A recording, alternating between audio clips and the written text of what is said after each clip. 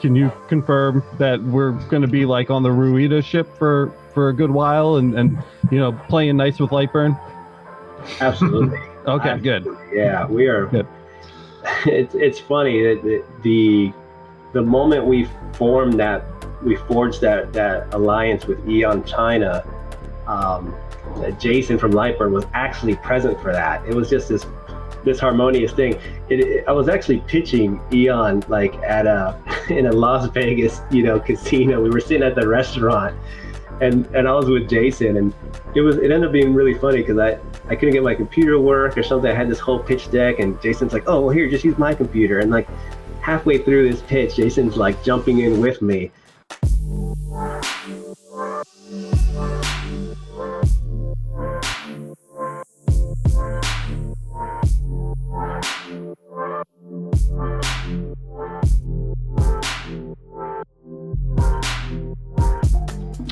Hey guys, what's up, and welcome to the Laser Source Podcast, the #1 podcast. If you're looking to grow or scale your laser business, we have the ultimate guest here with us today. It's Danny Martinez, president of Aeon Laser USA. Danny, thank you so much for coming on the show and hanging out with us today. Yeah, thanks for having me. It's an honor, really, and I've been chatting with boys, and I just kind of put it all together, and he just recently joined the Aeon family, and it's kind of nice. I like it. That's great. And we've got Boyce and Kyle here, of course, hanging out with us as usual. What's up, guys? How you doing? Hey. How's it going? So there's just like 80 million questions immediately come to mind. There's so many things that I want to ask you, but first I kind of want to ask you, you don't come off as like, oh, I'm not Mr. President of like a big fancy company, you just kind of seem like a normal guy to me from all the interactions that we've had in the past and up into and including this one. You just kind of seem like a guy. How did you end up doing this job? Are you surprised that you're the president of Aeon Laser? Well, gosh, I appreciate that. I'm not one for, personas, I just, Sure. And let me tell you, owning a laser company is a very humbling experience. So, Yeah. You may start it off, wanting to be a certain way, but it'll quickly remind you that, you're just a big part, or a small part of a bigger picture. So Yeah.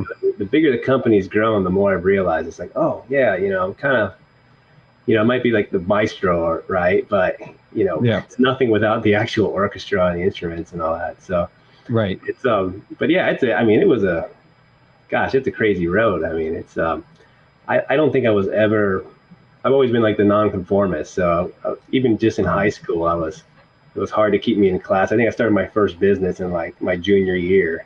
For sure.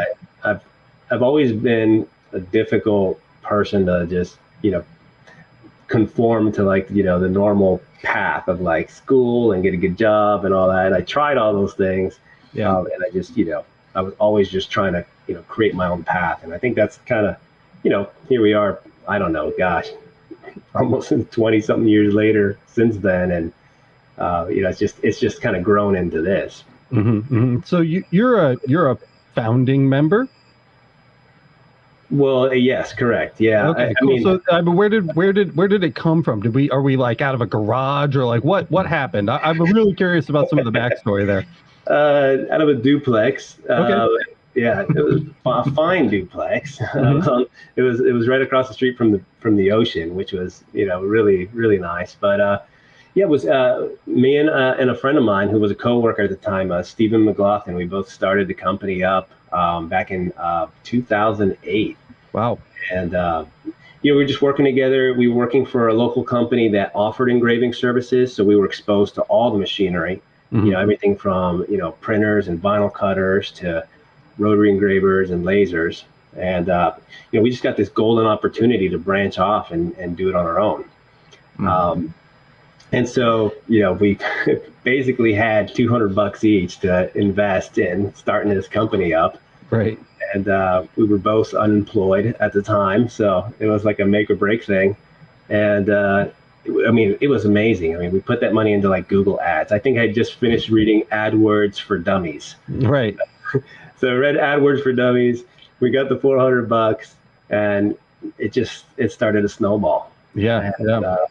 And Steven, it wasn't a partnership that lasted a long time, because at the time of him being unemployed, he was looking for work, and one of the things he applied to be was an air marshal, and they actually chose him to be one, which is kind of like an honor, I should say. So like we're like, I think 3 or 4 months into this business, and he's like, hey, I'm going to go do this. Right. So he sold me his half of the company, and then from there it just I just grew it on my own, and eventually just it got to this point. We started hiring a bunch of people. Yeah, I want to get something out of the way really early in this interview, because something that I see thrown around a lot is that Aeon is just one of those companies where they just buy Chinese machines, they fix a couple small things, and they resell them. Where counter that for me? Sure. That's great. Well, in the beginning, before lasers, what we would do is we were basically resellers. That model was how I started. Fortunately, lived in a duplex, not a lot of space to do stuff. Yeah. And the big company we're working with was Roland, and it was a Japanese company. It was great. They had such a good quality product. I never touched any of it. So we sold thousands of these machines, and they were just drop shipped straight to the customer, and it was absolutely no problem. But intro to Chinese lasers, and before I even got to Aeon, I went through a bunch of other different ones. And that's where I learned my lessons the hard way of how to actually you get one off of Alibaba or whatever on eBay, and it's like now you got to tinker away and try to figure out how to make it work, and drive yourself absolutely mad with alignments and whatever else. You got a story we all know very well. Yeah, if you know to write a passage, and even at one point, the only person that could help you in this world was Russ Sadler from England, Sarbar Media. He's the one that was like figuring out Chinese lasers and arty works and actually putting it up on YouTube. Right. So there was a point where I actually invited him to come to Florida, and I flew him in. He spent 2 weeks with me. Wow. And this is a guy that was like 150 episodes into his journey with a Chinese laser. Yeah. And we're here hacking out in my kitchen, still learning stuff about him.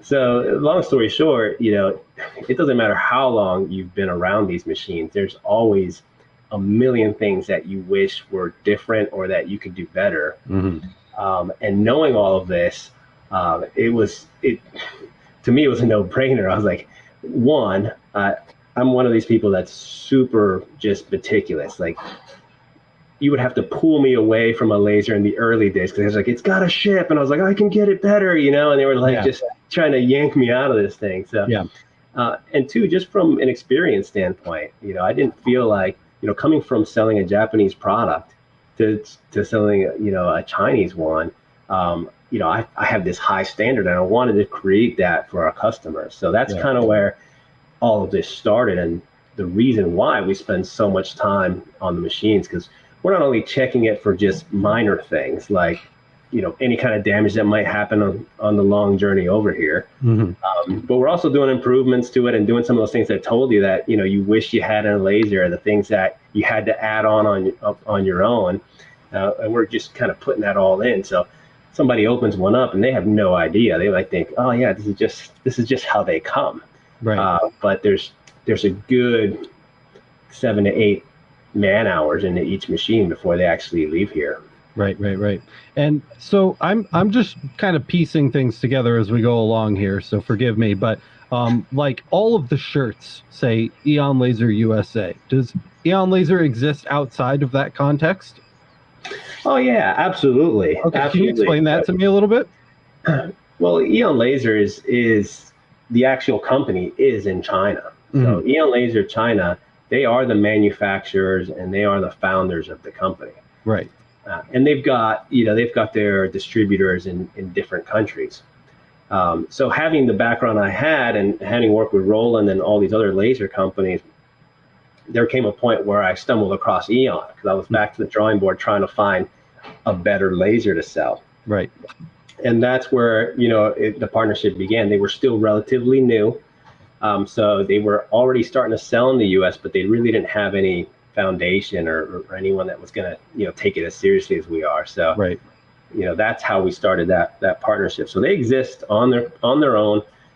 These machines were designed, and the vision. Mr. Wen, he's the he's the visionary over at Aeon Laser. He's the guy that's super passionate and was the one that created that all-in-one system that you don't see anywhere else in China, and that right. Just every time I've ever met him, the guy doesn't speak any English, but what he'll do is he'll look up like pictures of like 3D models and stuff that he's working on. He'll just show it to me on his phone and like point at them, like, check out what I'm working on, and like, yeah, I've never really met anybody like that. That's awesome. Especially, over in China, but they're their own thing. And, we are just basically their US representatives. So it's kind of like Nintendo of America, right? You've got like Nintendo in Japan, and then we've got Nintendo of America over here.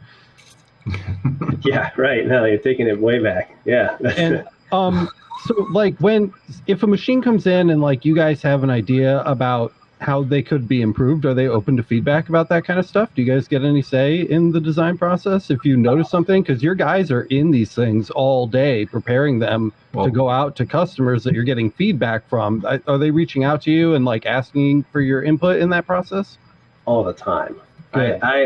I have two jobs. One is during the day here in the US, and the other one's at night, working with these guys in China. Yeah. So the minute we're done here, I'm on Skype, I'm talking to the guys over there, and it's always, that's what I love about it, is we do have that closed loop system. So they send us the machine, we work on it, we send it to the customers tell us what they like, don't like, what they want to see, and we send it back to the factory.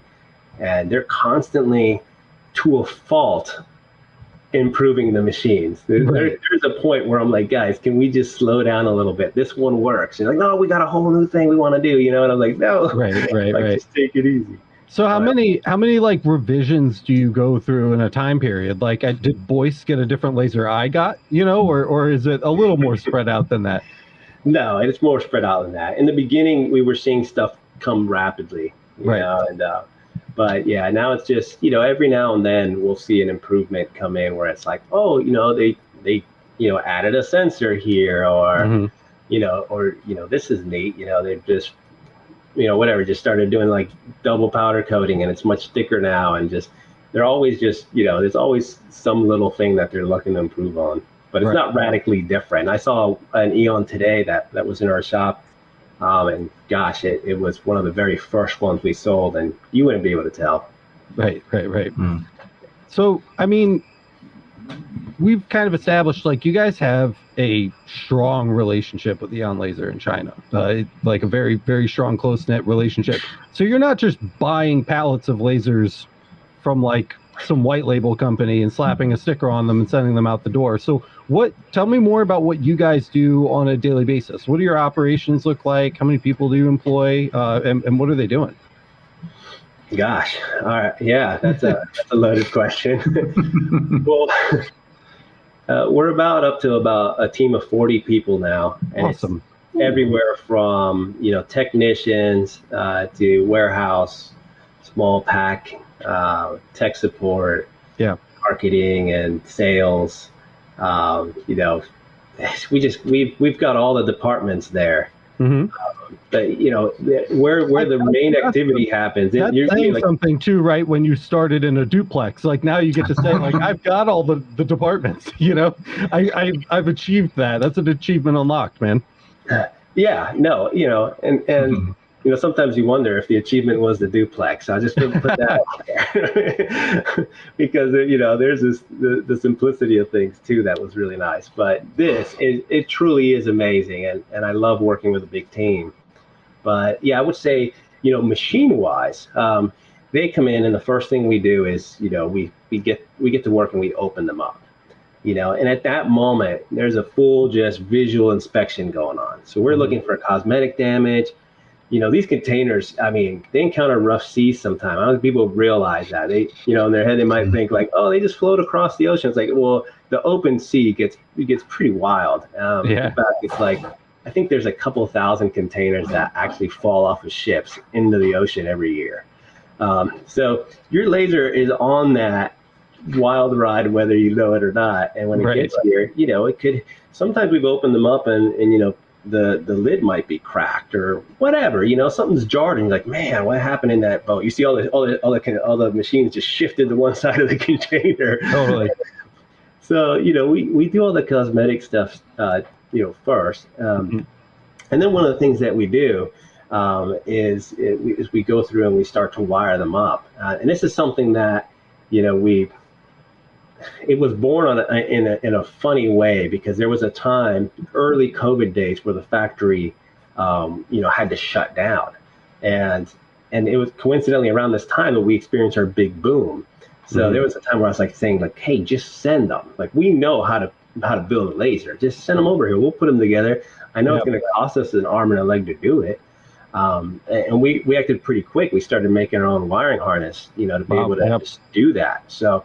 There was a time where the factory was sending us the machines and we were doing more than half of the assembly here. And it was just, trying to get over that hump of everyone wants one, but, our supply chain is down. Yeah. But eventually, I mean, we got that down to like, around our third or fourth revision, we had this beautiful wiring loom. And it was all handmade. And we got to pick all the wiring for it. So we knew it was good quality stuff. We had all the machines to do all the right crimping and get all the right gauges in there. And then we went a step further and we made everything with quick disconnects, because there was still, that question like, well, what if someone's motor dies? Or, all these things that are hardwired into the machine, what's someone going to do? Like, yeah. So we started putting connections on everything. So everything's just easy to service. And so that's one of the things that we still do. So we just never got away with it. We got comfortable with it. We can do it really quickly. Yeah. And we've had zero electrical issues since we started doing this. Like, there's been nothing that we can say, like, because I think that's one of the hardest things that I experienced in the early days, to trace back when somebody was having a problem and it was electrical related. And it's like, okay, pull that panel off the side and you see like 500 wires in there, and they're all, there's only 3 different colors. So it's like, you've got to kind of trace them, and you gotta ask people, can you do a continuity test? Do you have a meter to do that with? So this really gave us a real opportunity to make it so that, we had less quality issues. And then if there was a component that died, I could just send it to you and I'd say, hey, you see that those 2 orange clips, just unclip them. There come out the wires, put the new ones in, clip them back down. And, there's your new fan, there's your new motor. So that's just the wiring phase. So once they leave wiring, it goes into testing, and testing is where we actually, fire them up. So we get to see how good the alignment was done in the factory. The laser tubes, that kind of stuff. I mean, all this is stuff that they test, before they send it to us. But, like we said, there's occasions where you have to make adjustments because it's gone a long way. And, you've sat there and fine-tuned the mirror, right? Imagine doing that and then putting your laser on a roller coaster for... Yeah. So it's one of those things where, we just want to make sure that everything is just tip-top. And with alignment as well, you can get it good, and then you can get it perfect. Right. And like, to get it perfect, you need to spend those extra like hours with it, because you're like, man, I just want to come right down the center of that mirror or that lens. And that's what we do, because essentially we could turn every machine around without even looking at it, and nobody would know the difference. And that's the hard part about what we do, because we know that unless you've lived, in our world where you've had to start from scratch and find all these little things, you might just turn it on and think, hey, it's aligned, it's on, it works. Oh man, I got a perfect laser. And you don't know what's lurking in the shadows, or what ground connection is loose, or the littlest thing that just got overlooked. So it's thorough. We come through it all, we test it, and that changes hands. So one person wires it, it changes hands to a person who tests it and does the alignment and gets through all that. That's where we install all the other little goodies that we like to do. And then from there, it goes to a quality assurance manager. So there's a third person now that reviews the entire scope of work of those two people.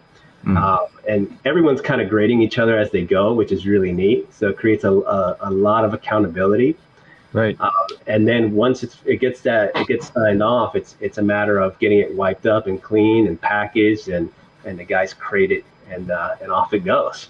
Cool. But it's a thorough process, and it's kind of nice to see. On our new place, we have 42 workstations. So there's actually 42 lasers open across a giant floor of like half our building is dedicated to this, which is about 11,000 square feet. Oh, that's awesome. It's just like this giant grid. It looks like a giant, chessboard of laser heaven. It's pretty awesome. It's pretty neat. And we've got a pretty good system going on now where it's like, we can fill a whole truck up every day. So it's, but yeah, I'd say it definitely is a work of art, I should say. By the time it leaves here, like, it's something that, we're really proud of. Are you guys, so what is like the lead time on one of these right now? Where are we at timetable wise? If I was going to like order a Mira 9 today, about how long are we looking at? We're in December right now. You're in December, so that's better. Yeah, that's what? Good. That's good. Yeah, I know. Voice is mad. Oh, that hurts. Yeah. I'm happy for people, but I fought it at a really rough time with COVID too. So we're in December, assuming that the planet doesn't shut down on us. Right, that's always the variable. This happened twice. So like supply chain things have been doing better. You've noticed like things kind of turning around as far as that goes. On our end, yes. And here's one of those things that what doesn't break you makes you stronger, kind of thing. So going through all those trials and tribulations, the factory really wisened up, and they have multiple sources of supplies that they can go to if one goes down. Yeah. And they've scaled up as well. So it's funny because we had that boom. They had to move factories, then we had to move our facility. Now they have to move factories again. So, but just those two little upgrades, them moving to their bigger factory and us moving to our bigger place, that helped us like catch up big time with our backlog. So that's awesome. We're cranking them out. I was going to say this real quick, guys. Olivia here is in Detroit, Michigan area. She just bought her Mira 9. So hopefully she gets it by the new year. That'd be really cool. And not have to wait. Awesome. That's awesome. That's a significant turnaround time. I really like this too. Can we throw that back up for a second, boys? Yeah. I just want to leave off that Olivia says so much more excited to see the passion behind the product and your dream, which is great. That's why I wanted to have you on. Because I've heard from everybody that you are just like chill and lively, and you really care about what you do. It really comes across when we're talking to you. So it's awesome that you've got like customers here watching today. I think that's pretty cool, man. Yeah. No, it's a blessing. It really is. I mean, I'm this way because it's just I'm living in a fantasy world. It's I've never been in a position where I've affected people's lives in the way that we have. Like, let's put lasers aside, because every time we really start looking at who our customers are and like where they came from and where they are because of a laser, like that's the true payoff, for us. And so that's kind of made it really easy. Yeah, we definitely know how that feels over here at Laser Everything too. So we see that same thing, and it's I can tell you, man, it's life changing for sure. It definitely gives you a new perspective. Yep, it's huge. It's huge, especially because I was my whole life trying to be an entrepreneur. It was rough, doing that without technology, and the internet. It's like. My original business models, they didn't have any of that. And to watch somebody be like, hey, I'm going to start a business. And within 2 to 3 months, say like, oh yeah, I'm already like in the black, like I'm making money. And you're just like, how?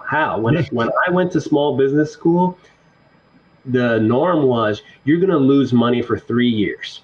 Right. That was the investment. And you had to be ready for that. They prepared. That was the SBA was telling you. Get ready, you're going to lose money for 3 years, and then when are you going to turn a profit eventually? And this is just absurd to me. It's like, yeah, I'm working from home. Oh, I'm also raising a family. Oh, yeah, and my business is profitable. It's been 3 months. This is great. I can't wait to see what happens next. And you're just like, it really is a cool thing to be a part of. I don't think there's a whole lot of business models, or any for that matter, that are like this. Like, I think this is mind blowing to me. So yeah, it's I love my customers, and they reciprocate it, and it's nice, man. It does keep me humble, and I do love to see them succeed, and that's kind of why we keep doing what we're doing. Yeah, I mean, one of your favorite customers is watching right now. It's Emily over at That Mom with a Laser. She was stoked to be on. There she is. She was stoked to be on with us last week. It was last week, right, guys? Yep, last Tuesday. Yeah, last week, man. And she's such a hoot, man.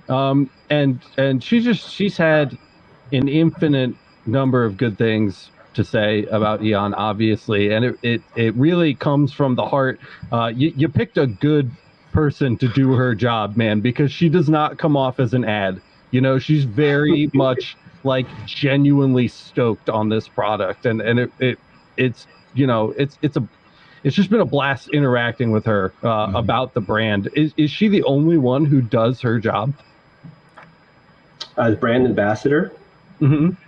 There can be no other. Oh, nice. There can only be one. There can only be one. Yeah. Well, and I really take every opportunity I can to just shine some light her way, because I really didn't pick her. Emily, came to us. Yeah, she no idea about lasers. I was the one that did the demo for her. This was in the early days. She's got 2 kids waiting in the car with her husband outside, and she's wearing her 3rd kid that was just born, so she's wearing a baby, looking at lasers and this and that. And, we're just, she's just going like, wow, like, why don't more people know about this? Yeah. And, it was her, that she's the one that had the drive and the passion. So, she was the one that it was responsible for that really big boom for us, because we were here doing all the foundational stuff, and we're, real technical guys. And all it took was Emily coming over and turning a camera on one day and be like, hey, I'm at Aeon, look at them working on lasers. And before you knew it, it's like everyone wanted one. So she created that role, from the start. And it just took us some time to realize and be like, oh, hey, I think you're like our brand ambassador. So, let's make it official and make sure that the biggest thing was that we don't interfere with what you're already doing. So we drew a really hard line there. It was never something we even discussed. I was like, look, your thing, your brand, That Mom with a Laser, like we want nothing more than for you to continue doing that, and just, keep being the face of our company, because you've been doing it all these years. Let's just make it official now. And that was really all we did at the end, was just kind of do that little tweak and put that plaque on our desk that said brand ambassador. And I think that's where a lot of the authenticity comes from when you're watching her content too, which is why I really enjoy it, because nothing did really change her videos before and after. I don't even think that she made a big fuss about it, honestly. I'm pretty sure that like it just happened one day and it just kind of like quietly went by and nobody really noticed. I think I did like a little digging when I was researching for the podcast before I even realized that she held an official position at the company. And that's great, because that felt authentic. That felt real. The fact that you never even noticed, the content didn't change, the tone of her enthusiasm behind the product didn't change. And I that's just like that was really special to me. It was a good pick, man. You guys are both killing it on that. And it shows, because people are more stoked about these machines than they ever have been before, and for good reason. I mean, we just did our review on the Mira 9, man. I mean, the thing is like just pristine, they're such good machines. And I don't know. Yeah. Well, I would like to pull up an old clip. I wish I had that old clip ready of Alex saying it's just sexy. Yeah, it is. It's just true. A sexy machine. They are. They're like the pretty girls at the party, But not just pretty, right? Because it's like, oh yeah, they were. Oh, dude, those hybrid steppers are just like ripping. People still ask me every day, almost every day. That's a little bit of an exaggeration, but all the time, like, so this is time lapsed, right? Like, we get that a lot. I'm like, no, dude, that's real time. Like, Suckers moving. I feel like I need to do have you guys seen the thing on TikTok where the guy will like push a sandbag so that it's moving back and forth, like swinging, so that you can tell that the karate he's doing is in real time? Like, I feel like I need to do something like that for the hybrid steppers to like prove that it's not time lapsed. Because they're extremely capable. They're extremely capable. I want like a supernova now. That's like my next thing on my target list. I'm gonna bring home a supernova eventually because I like RF tubes. I want to play with an RF tube, but you know, it's so easy to just like go on the Aeon website too, and I'll just like scroll through pictures for like an hour. I'll just like look at them and drool a little bit and kind of get lost in it. Well, speaking of their website, okay, guys, I'm gonna bring up a share screen here for everybody. Please. Let me bring that up so you guys can see what we want to share that Danny has coming up. While Voice is pulling that up, you had mentioned, you know, hybrid steppers. We are not using hybrid steppers in the Miras. Oh, really? Yeah. So all of that punch you're getting there is really just from spending some time engineering the actual motion controls with regular stepper motors. Wow, that's incredible. Yeah, the hybrids are something that you'll see in the Supernova, and you know, soon we'll be rolling them out in other things. But yeah, I can't wait until we get into that. But that's just the one variable we haven't. That makes it even more incredible, though. That's all the more impressive. A lot of it, you guys have like really engineered that laser head to be just as light and nimble as possible too. I'm sure that has a lot to do with it. Yeah, it's just so fast, man. It's so wicked fast. We're in the pulleys and belts. I mean, we really nerd out on this stuff. So there's so much more room. But right now we're at the limit of what a glass tube will do. You know. I mean, I'm even just impressed that the thing has freaking like LEDs in it when it shows up.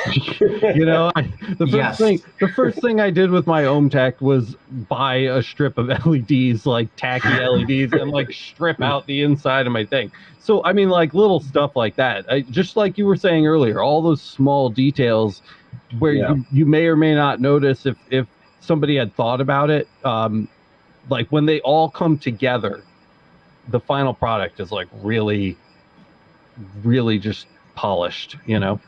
Well, then I have a question then about the whole suggesting for changes, right? So I'm a new customer, so everyone with a laser now with the Mira asks about getting air assist. So is that something you guys' plan to save us, the customers, a step of buying a air compressor to assist with the air assist? That's a good one. So one of the themes that you'll notice with all the machines, obviously, is that everything's all in one. Now, the difficult part with a Mira is where you're going to put an air tank because it's already pretty tight. So that's been one of those things where it's like, well, you know, if we were to do it, you know, you build it into the stand because you still need to have a place to store the air, and that's not something you could really make really tiny. A gallon tank is still pretty big. Well, sizable. But we don't need 150 psi. We need like 15. So like it could be scaled down to a point where it, you know, shouldn't take up too much space. But I don't know enough. I'm not an engineer either. I do physical therapy, so. No, it's not so much the pressure generated, but you know, you're still releasing it out of your tank at 15. So you need an ample storage. Otherwise, you know, the pump will never, you know, really shut down. But you are right. You don't need as big a compressor if you don't need that much. But you still want to be able to fill a tank quickly. And, you know, it's still pouring out of there pretty quick. I can imagine that the air compressor sitting on the floor next to the machine sounds much nicer than in the machine shaking the thing while you're trying to do an engraving. Yeah, I didn't think about that. If you do it right, it won't do that. And, you know, you're going to see very soon that option be available on the Novas. And that's something we've been playing around with here. The Novas do have the space for it. And we've got a pretty nice functioning prototype now, and we're just trying to add a couple little extra goodies in there so that you do less maintenance on it as well. Nice. Especially, you know, where I'm in Florida, it's just like, you know, you run your air compressor for a day and it fills up with water. You know, so those are the little things that, you know, we're just kind of finalizing. But yes, the answer is essentially, making an all-in-one unit is something we continually, try to strive for over here. I'm still really impressed by the blower design. I love that exhaust blower in there. It's so cool. Every time you fire it up, like I have the squishy pipe, for extraction, and it just like turns into a rock the second you turn that blower on.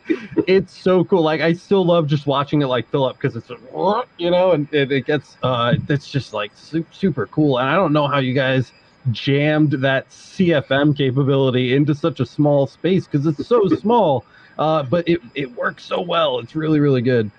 It's a centrifugal fan, and that's the difference. So you see a lot of people using inline fans or axial fans, like the kind that are hanging from your ceiling, which are good for circulating air. Right. But to build the pressure you need to be able to do, what that machine is doing for you, you need one of those cage style fans. Right. So that's the only way you can really maintain CFM, because it's so easy to just stifle the airflow on an axial fan. It doesn't take much. Right. And it's one of those things where, and this is something a lot of people miss. You're worried about wattage and the size. You never really are going to get to know how well your laser works until you start dissecting how well it can evacuate smoke. Because that smoke lingering in your cabinet, it just kills your power. Right.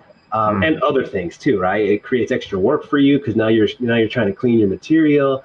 Now you got to do more maintenance because you're getting whatever soot on places it shouldn't be. So the minute you pull all of that smoke out of the way, that laser just has that a clean path to do what it's got to do. Yeah. And I remember on a number of lasers just playing around with it and hanging pieces of notebook paper that we shredded from like the top to see how it affects how the wind is working inside of the of the cabinet. And it's a really big part of the performance that, one, it's overlooked, and two, it's really underdeveloped, especially with Chinese lasers. Right. A lot of Chinese lasers, you'll notice that they just plug a hose into the back and you're like, that should do it, and yeah. And it you have like a 3-blade fan sticking out of the back of it. It works, and they'll give you an axial fan. It still works. But when you want to optimize and you're really going for it, you look at the high-end machines. If you ever see a Trotec or an Epilogue work, or these machines, you'll never see smoke swirling around in them. You'll see a nice bed of smoke just going front to back on them. And anyway, I could go on and on, but that's why you see that fan do what it does. You actually set up a nice segue for me, because I wanted to talk about Epilogue and Trotec a little bit. So we don't really cover them on the channel, and the main reason why is because they use proprietary controllers and proprietary software, and I always call Thunder and mostly Aeon the highest end Ruida controlled machine you can buy. That's kind of like my classification for it before you step into the proprietary world of like the hyper high end machines.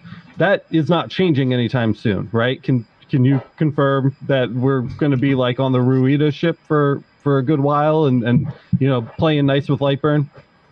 Absolutely. Okay, Absolutely. good. Yeah, we are. Good. It's funny that the moment we forged that alliance with Aeon China, Jason from Lightburn was actually present for that. It was just this harmonious thing. I was actually pitching Aeon like in a Las Vegas casino. We were sitting at the restaurant, and I was with Jason, and it ended up being really funny because I couldn't get my computer to work or something. I had this whole pitch deck, and Jason's like, "Oh, well, here, just use my computer." And like halfway through this pitch, Jason's like jumping in with me, like I'm asking them for exclusivity, and Jason's like, "You see, it's kind of like what you guys are asking me to do." So Yeah, he was really instrumental in making all that work. So wow. We're definitely never going to stray from that. We're Lightburn all day long. Cool. And we are working really closely with Rita.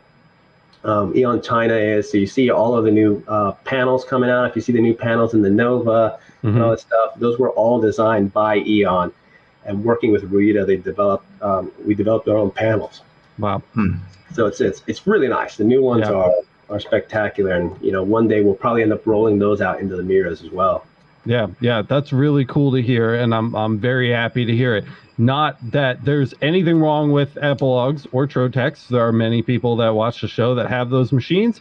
I just don't want to teach 50 different separate proprietary softwares on the channel. So I myself personally am a big fan of Lightburn and Ruida. So I'm glad to hear that that's going to be sticking around, because my fear in the back of my mind is that Aeon will just get like bigger and better and better and better, and then all of a sudden it's going to be like, oh nope, we're going proprietary, and that would be like a nightmare scenario for me. So glad to hear it. Better software, in my opinion. There isn't. And these companies, that are using their own proprietary stuff, they still want you to use Corel or Illustrator. I mean, they're providing you with the CAM portion. Yeah. Basically like the layers and the laser window and Lightburn. Like, that's what they make. But the design part, to my knowledge, I don't know if it's changed or not. I haven't had time to look over my shoulder, but it's been a few years for me too.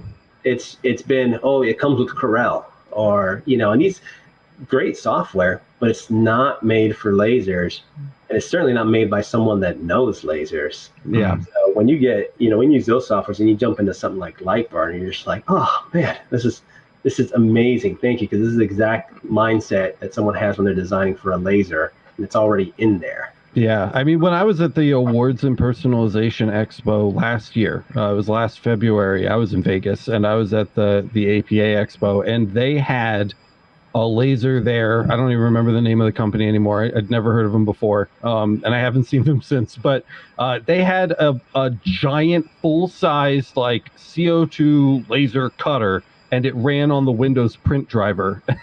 I was like, how does this work? Like, I don't understand how you get any kind of usable result from this at all, let alone, and you just made me think of that, because like there are some like super high-end lasers where it's like, okay, you design your file in CorelDRAW and then you print, and it's like, what? So that's just, I don't know. The whole thing is bizarre to me. I don't like it. I know Lightburn really well, and I like Lightburn. I agree. I think it's the best software. We're very excited over here because we have Lightburn for Galvo now, which, another great segue. Where are you guys at on the Galvo lasers? There it is. That's my thing, man. I have to ask. Right now, it's something that's not even on the radar. Bummer. Yeah. Well, I mean, we've seen Galvo technology, just grow like immensely in the last couple of years. Yeah. And literally, it looks to me like it's really becoming a race to the bottom. It's who can provide the smallest, cheapest Galvo laser. I'm talking fiber here, not CO2, but we can get into that later. But fiber, and specifically, that realm is just going into, what is it going to be? A Rakis, a JPT, or a China Max? Right. And then, where are you going to get your Galvo head from? You got Sino and, a couple other brands that make them. And it's like, there's less places to get the kit from, and they'll drop ship to you from the factory. And then, what do? You plug it in, you plug it into Lightburn, and bam, you're up and running. So I think that's something that we really looked at it strongly. And before Aeon, we used to sell a ton of fiber and Galvos and all kinds of marking equipment. So that's still something we work in. Mm-hmm. But Aeon as a company, they're not looking at creating or recreating something that already exists. Like, so they have that innovative mindset. So they're like, unless they come up with something really, really unique that involves a Galvo laser, I don't expect to see anything from them. That's a bummer to hear, because I would love the option to buy a laser that has had your team's hands on it. I think that's what makes the Aeon special. I want something that gets off of the ship and your guys touch it before it comes to me. Because that's why, I mean, that's the main thing I like about the Aeons now, is that it's not just some crate that literally got offloaded and handed off to UPS. It's going through a process by people who know what they're doing and care about what they're shipping out. So I'm bummed. I see a couple people in the comments that are like kind of snapping their fingers. But well, hold on. No, there is one thing that you got to remember. So Aeon is one of our brands. right, So EMP Corp and Gray Machines Plus, that's the parent company. right. And we still very much use that. All my relationship with ENP are all business to business, and they all involve part marking or something to that effect. So we still provide that type of equipment, but it's just not it's not going to carry the Aeon name. So if you wanted if you wanted to get a Galvo fiber or a CO2 laser, we do the same thing, and we've always done it. The only thing is we've done less of it lately because we've just had our hands full with Aeon, Move, and the Boom. So that's kind of, fallen to the wayside. But it's something we still have a ton of accounts with. And, we still, a day doesn't go by where someone's like, hey, I've got a customer who wants to buy a fiber. And I'm like, all right, it's like, all right, well.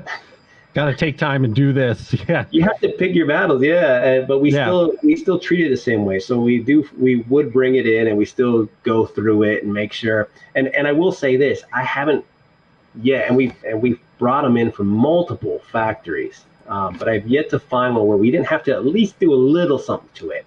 Nothing major that you're going to spend 8 hours on.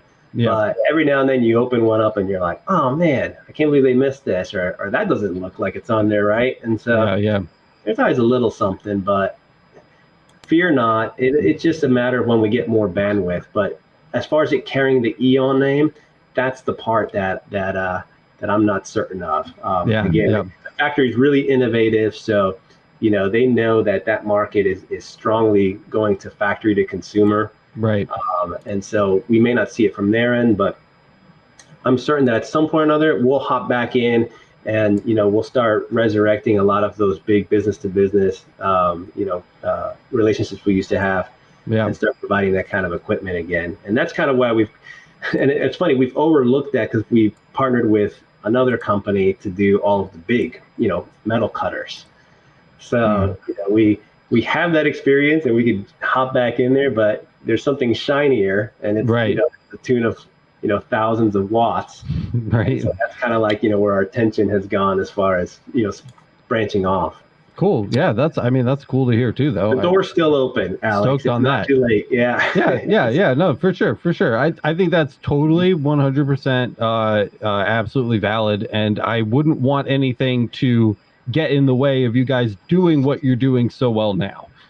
For sure. So, I like you said, especially with the huge popularity boom with the Aeon lasers lately, maybe there will be an opportunity down the road for that bandwidth to increase, and we'll be able to start seeing some other new goodies and things like that. Totally lost my train of thought, though. Yeah, so the great timing, boys. Knock it out. I was going to say, we have a lot of good questions in the comments, but we have this webinar tomorrow, right? So I want to show you guys the page here. It's in the description box. So here in Aeon, they have this webinar tomorrow, 1 p.m. Eastern. Or I'm sorry, Thursday. Today's Tuesday. That's right. So on Thursday, 1 p.m. Eastern, you can sign up for the webinar. Can they ask these types of questions in that webinar? Yeah. So This is basically a continuation of our talk today. We go into this is our Why Us page. So essentially, you can hop in and this is, us talking about why you would buy an Aeon and why you'd want to partner with a company like Aeon Laser USA. And you can ask questions. Yeah, it's going to be Emily and I host it. And you can just sign up right on the website. You have to go to the Why Us page. I think you're on the home page there. So if you go to company and click on Why Us, then you get the there you go, the official register. Yep. Where you can register and sign up. So cool. I think it's limited to 100 people. We're pretty close at capping that out. So we will host it again the following week, and I think we'll do it more and more often. Nice. Perfect. Very cool. And then to answer the questions, if people were talking about RF tubes in the comments. Yes, absolutely. That's the big one. There's definitely a lot in the works. We're working with several RF tube manufacturers, and we're testing all kinds of goodies. So the innovation does not stop. It is. Yeah, that's the only thing that I miss from my Epilogue days was the access to those RF2, because the beam out of those things is so nice for marking. You know, it never ever gets old watching those things do their thing. But that's what makes the Supernova so cool, because you have that raw power out of the tube as well for those cutting applications.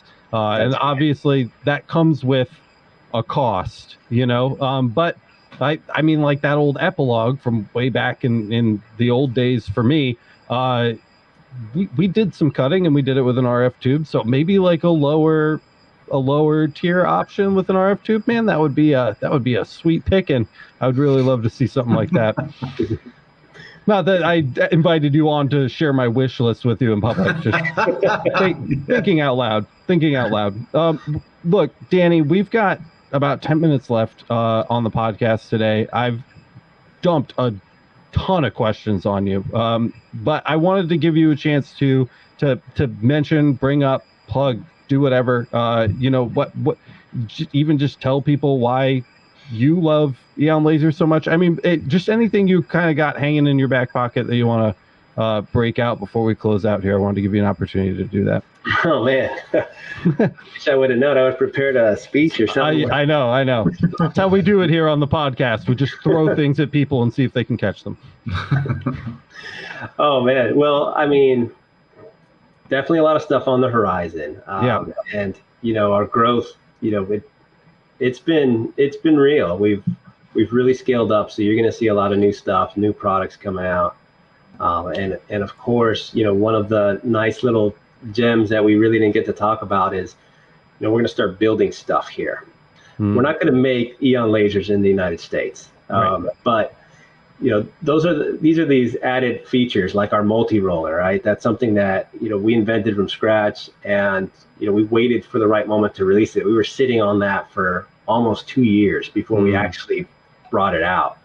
We wanted to be able to make it, you know, and so that's something that in October we'll start manufacturing and pushing out there. But we've got a lot of other little ideas there that, you know, you should see in the pipeline, and don't miss our grand opening. If you see something that, you know, says like, hey, we're doing, you know, we're going to open the doors up, because there's a lot that we haven't really shared. And I know we've started to trickle into like metal cutting, but we've pretty much got an entire metal fabrication shop in this new building. So there's going to be a slew of projects that are going to start coming to fruition, and they'll start, you know, coming out of that factory with Aeon Laser USA, or, you know, our own seal of approval on there. So if you support us and, you know, you're one of our customers, just know that your hard-earned money is going right back to work for you.